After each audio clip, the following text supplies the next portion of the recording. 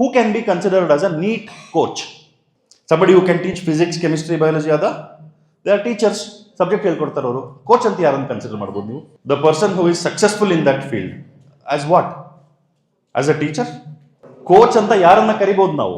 ನೋಡಿ, ಈಗ neat coach ಅಂತ ಯಾರನ್ನು ಕರಿಬಹುದು ಅಂತಂದ್ರೆ who understands everything about that space.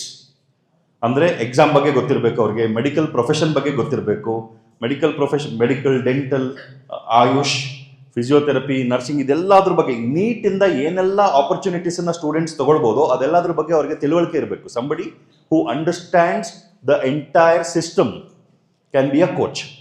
Physics ಚೆನ್ನಾಗಿ ಪಾಠ ಮಾಡ್ತಾರೆ ಅಂತಂದ್ರೆ he cannot be a coach, he can be a good physics teacher. A coach is somebody who understands the entire system. Okay, because your success in your medical pursuit or engineering pursuit or law pursuit or your civil services does not just depend on how well you know the subject. It depends on how well you develop as an individual. ನೀವು ಒಬ್ಬ ವ್ಯಕ್ತಿಯಾಗಿ ಹೆಂಗೆ develop ಆಗ್ತೀರಾ ಅದ್ರ ಮೇಲೆ depend ಆಗುತ್ತೆ. There are a lot of things that needs to be done along with learning the subject. ಅದೆಲ್ಲ ಗೊತ್ತಿರುವಂಥವ್ರು coach ಆಗ್ತಾರೆ. That is a coach. So ನೀವು ಕಾಣ್ತಿರಲ್ಲ ಕೋಚಿಂಗ್ ಅಂತ ಏನು ಕೇಳಿಸ್ಕೊಂತಿರಲ್ಲ, that is simply teaching ಅಷ್ಟೇ. It is not coaching.